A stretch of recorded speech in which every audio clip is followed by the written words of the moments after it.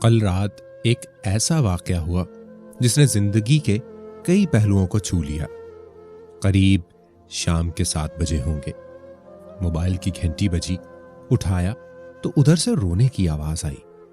मैंने चुप कराया और पूछा कि भाभी जी, आखिर हुआ क्या?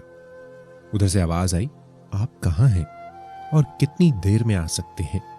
मैंने कहा, आप परेशानी बताएं और भाई साहब कहाँ हैं और माँ किधर है, आखिर हुआ क्या है?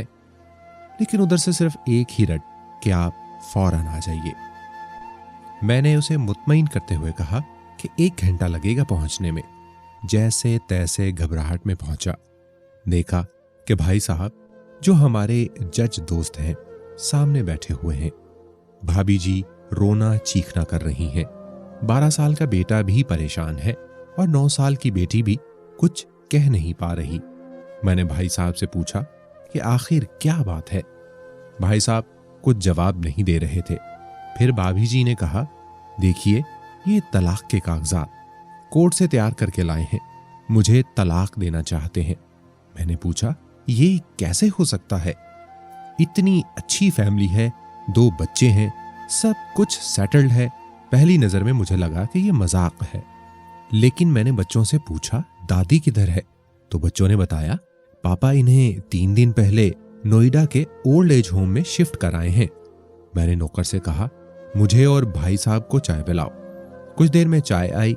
भाई साहब को मैंने बहुत कोशिश की चाय पिलाने की, मगर उन्होंने नहीं पी और कुछ ही देर में वो मासूम बच्चे की तरह फूट फूट कर रोने लगे और बोले, मैंने 3 दिनों से कुछ भी नहीं खाया। मैं अपनी 61 साल की माँ को कुछ लोगों के हवाले करके आया हूँ। पिछले साल से मेरे घर में माँ के लिए इतनी मुसीबतें हो गई कि बीवी ने कसम खा ली कि मैं माँ जी का ध्यान नहीं रख सकती। ना तो ये इनसे बात करती थी और ना मेरे बच्चे इनसे बात करते थे। रोज मेरे कोर्ट से आने के बाद माँ बहुत रोती थी। नौकर तक भी इनसे खराब तरह से पेश आते थे और अपनी मनमानी करते थे। माँ ने 10 दिन पहले बोल दिया, तू मुझे ओल्ड एज होम में डाल दे। मैंने बहुत कोशिश की कि पूरी फैमिली को समझा सकूं, लेकिन किसी ने माँ से सीधे मुंह तक बात नहीं की। जब मैं 2 साल का था तब अब्बू इंतकाल कर गए थे। माँ ने दूसरों के घरों में काम करके मुझे पढ़ाया, इस काबिल बनाया कि आज मैं जज हूं। लोग बताते हैं कि माँ दूसरों के घर काम करते वक्त कभी भी मुझे अकेला नहीं छोड़ती थी। उस माँ को मैं आज ओल्ड एज होम में छोड़ आया हूं। मैं अपनी माँ के एक एक दुख को याद करके तड़प रहा हूं जो उन्होंने सिर्फ मेरे लिए उठाए थे। मुझे आज भी याद है, जब मैं मैट्रिक के इम्तिहान देने वाला था, माँ मेरे साथ रात रात भर बैठी रहती थी। एक बार जब मैं स्कूल से घर आया तो माँ को बहुत जबरदस्त बुखार में मुब्तला पाया। पूरा जिस्म गर्म और तप रहा था। मैंने माँ से कहा, तुझे तेज बुखार है। तब माँ हंसते हुए बोली, अभी खाना बनाकर आई हूं, इसलिए गर्म है जिस्म। लोगों से उधार मांगकर मुझे दिल्ली यूनिवर्सिटी से LLB तक पढ़ाया। मुझे ट्यूशन तक नहीं पढ़ाने देती थी, कहीं मेरा वक्त बर्बाद ना हो जाए। कहते कहते रोने लगे और कहने लगे, जब ऐसी माँ के हम नहीं हो सके तो अपनी बीवी और बच्चों के क्या होंगे? हम जिनके जिस्म के टुकड़े हैं, आज हम इनको ऐसे लोगों के हवाले कराए जो इनकी आदत, इनकी बीमारी, इनके बारे में कुछ भी नहीं जानते। जब मैं ऐसी माँ के लिए कुछ भी नहीं कर सकता तो मैं किसी और के लिए भला क्या कर सकता हूं? आजादी अगर इतनी प्यारी है और माँ इतनी बोझ है तो मैं पूरी आजादी देना चाहता हूं। जब मैं बगैर बाप के पल गया तो ये बच्चे भी पल जाएंगे। इसीलिए मैं तलाक देना चाहता हूं। सारी प्रॉपर्टी मैं इन लोगों के हवाले करके इस ओल्ड एज होम में रहूंगा। वहां कम से कम माँ के साथ रह तो सकता हूं। और अगर इतना सब कुछ करने के बावजूद माँ आश्रम में रहने के लिए मजबूर है तो एक दिन मुझे भी आखिर जाना ही पड़ेगा। माँ के साथ रहते रहते आदत भी हो जाएगी। माँ की तरह तकलीफ तो नहीं होगी। जितना बोलते उससे भी ज्यादा रो रहे थे। इसी दरमियान रात के 12:30 हो गए। मैंने भाभी जी के चेहरे को देखा। इनका चेहरा पछतावे के जज्बात से भरा हुआ था। मैंने ड्राइवर से कहा, अभी हम लोग नोएडा चलेंगे। भाभी जी, बच्चे और हम सारे लोग ओल्ड एज होम नोएडा पहुंचे। बहुत ज्यादा गुजारिश करने पर गेट खुला। भाई साहब ने गेटकीपर के पैर पकड़ लिए। बोले, मेरी मां है, मैं इसे लेने आया हूं। चौकीदार ने पूछा, क्या करते हो साहिब? भाई साहब ने कहा, मैं एक जज हूं। इस चौकीदार ने कहा, जहां सारे सबूत सामने हैं तब तो आप अपनी मां के साथ इंसाफ नहीं कर पाए, औरों के साथ क्या इंसाफ करते होंगे साहिब? इतना कहकर हम लोगों को वहीं रोककर वो अंदर चला गया। अंदर से एक औरत आई जो वार्डन थी।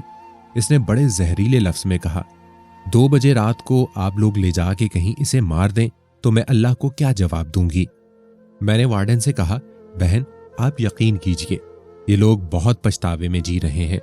आखिर में किसी तरह इनके कमरे में ले गई। कमरे का जो नजारा था इसे लफ्जों में बयान करना मुश्किल है।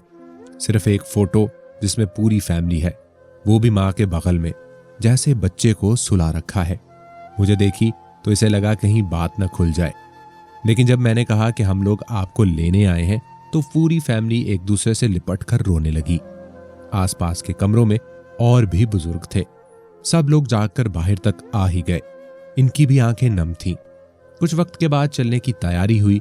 पूरे आश्रम के लोग बाहर तक आए। किसी तरह हम लोग आश्रम के लोगों को छोड़ पाए। सब लोग इस उम्मीद से देख रहे थे शायद इन्हें भी कोई लेने आए। रास्ते भर बच्चे और भाभी जी तो चुपचाप रहे, मगर मां और भाई साहब एक दूसरे के जज्बात को अपने पुराने रिश्ते पर बिठा रहे थे। घर आते आते करीब 3:45 हो गए।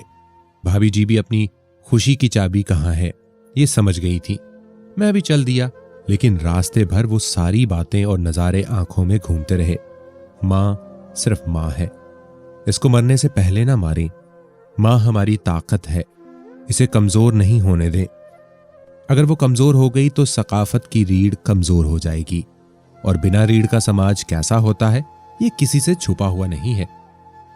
अगर आपके आसपास या रिश्तेदारों में इस तरह का कोई भी मसला हो तो इन्हें यह जरूर सुनवाएं और अच्छी तरह समझाएं।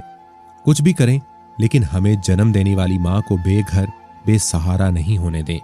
अगर मां की आंख से आंसू गिर गए तो यह कर्ज कई जन्मों तक रहेगा। यकीन माने, सब होगा आपके पास, लेकिन सुकून नहीं होगा। सुकून सिर्फ मां के आंचल में होता है। उस आंचल को बिखरने मत देना। इस दिल को छू लेने वाली दास्तान को खुद भी सुने और अपने बच्चों को भी सुनवाएं, ताकि इससे इबरत हासिल कर सकें।